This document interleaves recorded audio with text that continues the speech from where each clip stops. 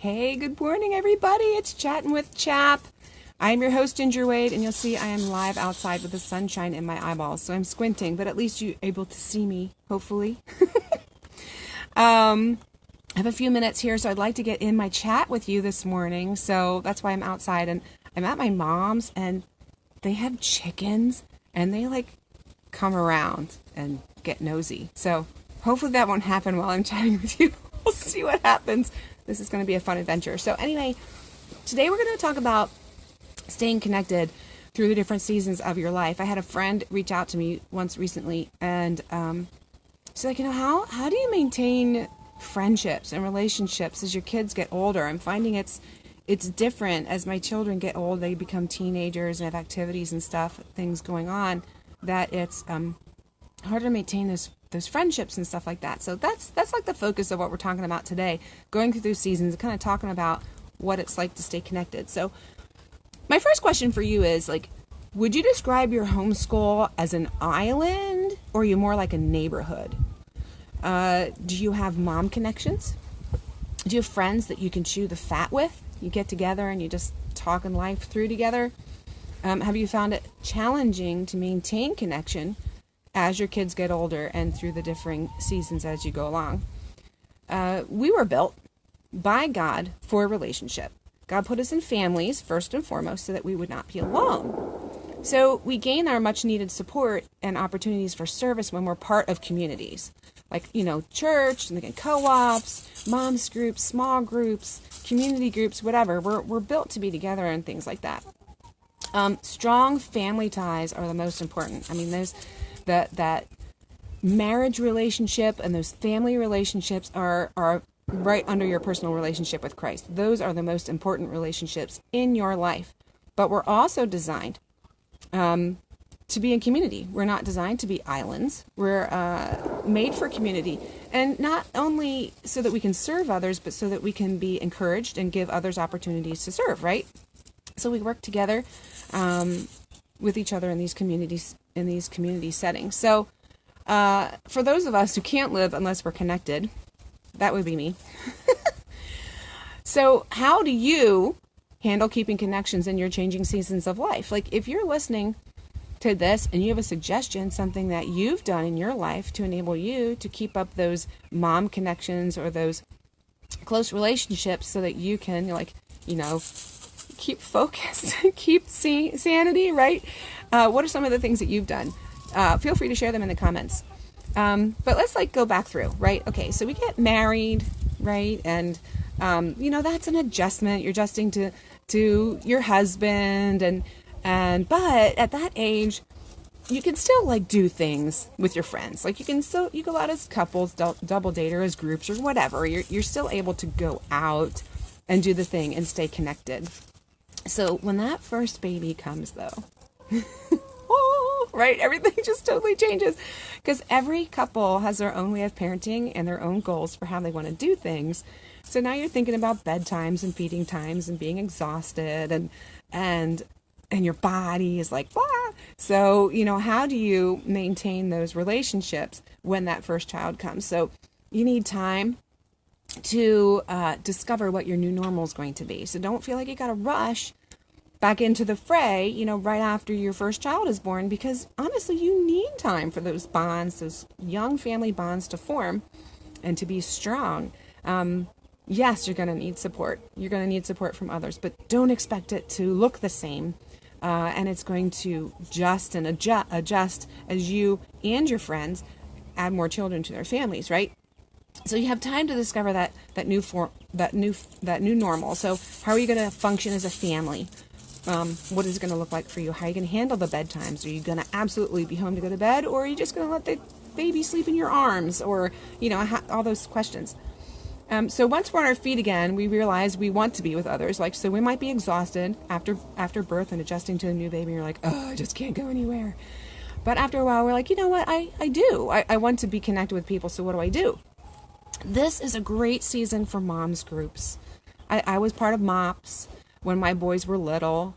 We have a moms in prayer group at our church, and how I actually don't go to pray. I go to serve. I go to watch kids, so young moms Go and pray, get the prayer time that they need, the quiet time to think and focus. But so there's groups like that. You can, if nothing like that exists, maybe you can start one, or if you're an older mom, maybe you can offer to be the babysitting help for something like that, so young moms can connect and pray and encourage each other.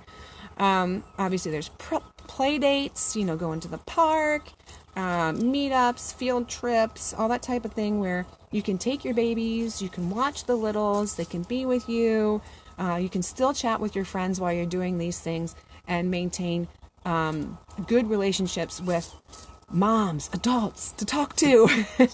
And your children can grow relationships with each other too. So, you can have your conversations with the occasional, I got to push the swing interruption, right? But you can still be making those connections with folks with little ones while you're at playgrounds and stuff like that. So we get into that groove, right? Okay, so now you add another child. You take a few weeks or months off to find your new groove, get your new normal, heal up, and those intimate family relationships, and then you reconnect with your friends. Hey, it's warm again, let's go to the park, let's take all the kids, right? So you're just adding more children as you go along, and this can go on for a bunch of years. I mean, even when you're homeschooling, little ones, it doesn't get really serious until third or fourth grade or so, and even then you can get your work done pretty quickly and still have time for a play date. So this type of lifestyle can actually be great for a very long time. So, of course, everyone has their different homeschool schedules, so you still kind of have to work that out. People like to, there's naps in the afternoon, and maybe we do schoolwork in the morning, so you kind of have to figure out how it is that you're going to work that out. But you work through it, and it's still very doable.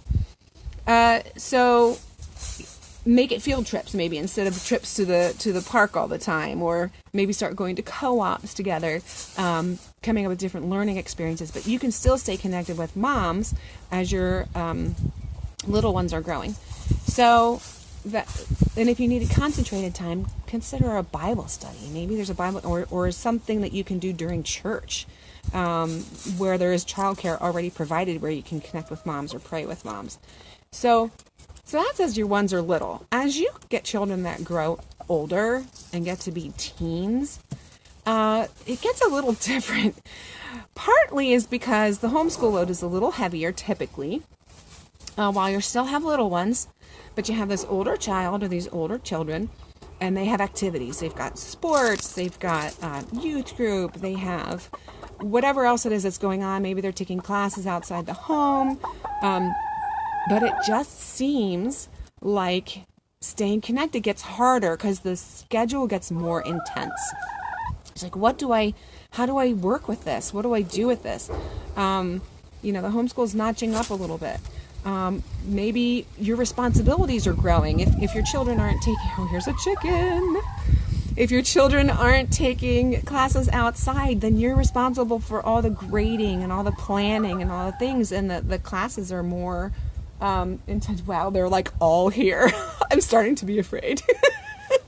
Anyway, the classes are starting to become more intense, so your homeschool responsibilities are greater, right? So, what does that look like?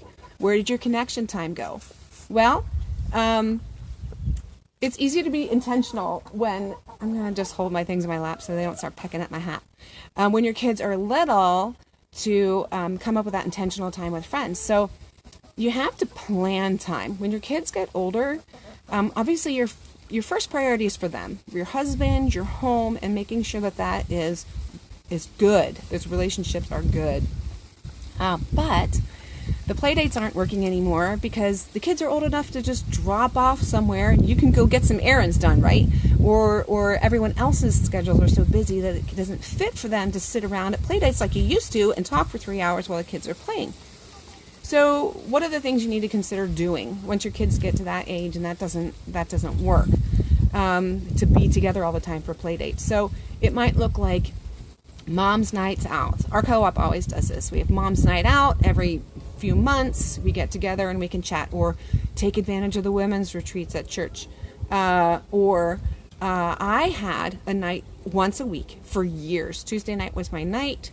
I went out to the coffee house. I did whatever I wanted. It could have been reading magazines. It could have been catching up on schoolwork. It could have been inviting a friend to sit with me and talk with me for a long time just to catch up. Or it could have been a mentor situation where I was asking for some help, but I had to schedule it in. And it was, I was out the door. Like, it's like, okay, it's 6 o'clock, bye. I didn't come until everybody was in bed. And I could just come home and get in bed, do it on my own pace. And sometimes it takes that level of planning to make sure that happens. So you may need to consider that as your kids are older.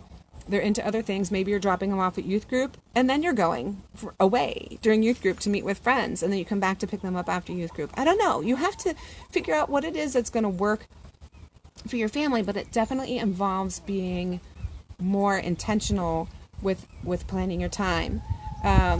So it's definitely something that you need to plan for.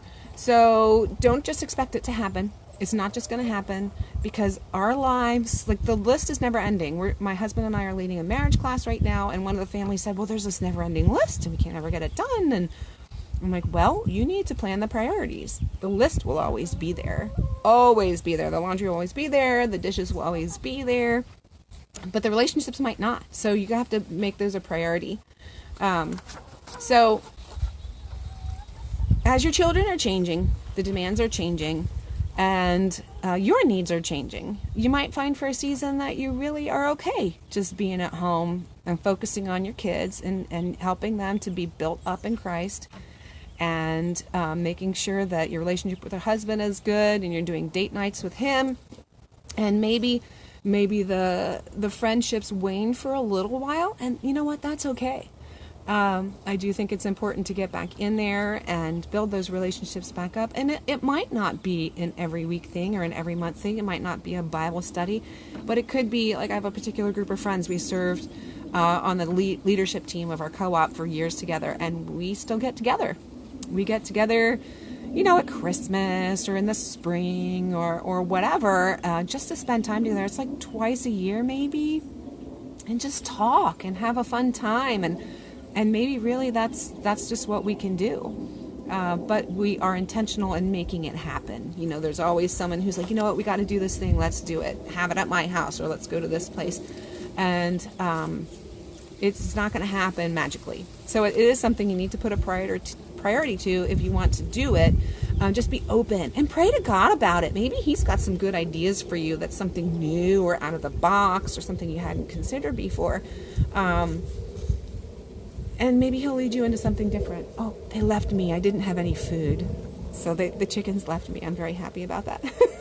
So there are constant new normals in your life. So I know it feels like when you have new babies, it's like, okay, this is new normal. This new normal. Well, guess what? As your kids go through different stages in life, it's new normals, When they get into high school, when they start a job, when they start driving, when they move out. My oldest has moved out. There are all these new normals to process and think about. It could be happy events. It could be, oh, that's a little sad kind of events, kind of a thing. But it's all part of life. So give yourself time to process it. Give yourself time to think through it. And what are my needs during this time? Do I need to be setting up? I went through a bunch of years without doing a women's Bible study, and then a friend of mine got one started and said, you know what? I need to do this. I've got to go back into that women's group setting for Bible study. And I did it. And we did it for a long while. And then it was like, well, this season's really intense for me. I need to back off. And so we have, and so it just ebbs and flows. So it doesn't have to be the same rigid thing all the time. Let your life ebb and flow, because that's what life is, right? It's full of ebbs and flows. So if you desire that mom connection, plan time for it. Make it a priority. Schedule a night out. Schedule a weekend away, a women's Bible study. Get your people together. Do what, you need to build that community. But as I mentioned, my husband and I are teaching a marriage class. Make sure you're nurturing that relationship too. That connection with your spouse is so important. It's important for the two of you, but it's important for your children. It's important for society. And it's actually important for your relationships with your friends. And as you get together, you can build each other up and encourage each other in their relationships with their spouses too. your relationship with your spouse is second only to your relationship with God. So just make sure you're putting time into that. I know today we're talking about keeping up our relationships with our friends and mom connection there through our homeschool years. But relationships take time. All of our relationships take time or they're going to suffer. So put the time into it. And I know we get so wrapped up with our academics and we get so wrapped up with making sure I volunteer here or volunteer there. And you can build relationship through volunteering. But just make sure you're taking care of those really close relationships. You're never going to regret that. It's super important. So keep good balance is pretty much what I'm saying. Keep good balance. There's so many things to do, so many places to go, so many people to hang out with, right? It's really important to keep a solid balance and seek God for that. What is the balance? What is the right thing for our family at this time? He's going to show you. He's not going to lead you astray. And you can trust in whatever season he's taking you into. You can trust him to take you through it. So if you're praying over all those desires, that's good. Leaving it at the feet of Jesus, he's going to guide you into it. Maybe these opportunities are just going to open in front of you like, wow. And that would be really great. So if you're looking for some connection or encouragement throughout the rest of the winter, there's the Midwinter Conference coming up in a few weeks. I'm going to be speaking at it. CHAP is partnering with Building Faith Families and Steve Demi, and we're going to have Steve and I will be speaking and 7 other speakers, and it's all about encouragement. It's all about encouraging you to get through February. February is so hard sometimes, and continue on to be encouraged and getting through the winter and into the spring when everything seems better. And so that's midwinter-conference.org. You can still sign up online, and if you decide last minute to come, you can come and register at the door, so that's fine too. Teens are welcome too. There is a teen track led by the Unbound group, which is super good too, and so that's a good opportunity for your teens. So we are encouraging it as a spouse thing. Bring your spouse. Spouses come free, so you can come together and be refreshed and renewed together, and maybe it'll be a balm for your relationship, or if your spouse is not able to come, you can come with friends, and this is an opportunity to build your relationship with your friends, right? There'll be lunch break, and there'll be, dinner time afterwards, so that'll be great opportunities for a weekend of encouragement and connection with your friends. So I encourage you, moms out there, to keep those connections going, work on those relationships. It's our purpose for being here, we're glorifying God through our relationships. He wants us to be in connection with each other. So enjoy building those relationships as you're showing your children how to follow Christ in all of life. That's part of it. Relationship is part of it. So if you have any suggestions, like I said, please comment below. Let us know if you have some good ideas for moms out there for things to do for connection. Any type of connection. It could be with moms, could be with spouses, could be with kids. Share your suggestions. I would love to see them, and I'm sure the rest of our listeners would love to see it too. And I guess a listener doesn't see, right? A listener hears, but our viewers would love to see it too. But thank you for tuning in today. And next week, let's see what's going on next week. So the 13th. I think I want to talk about beauty next week. What the Bible says about that. I think that's an interesting topic too. It speaks a lot to my spirit anyway. So thanks for tuning in today. And Rose Resource Room will be coming up on Thursday, so don't miss it. And we'll see you later. Have a great day and enjoy the sun. If it's sunny where you are, enjoy it. All right, bye now.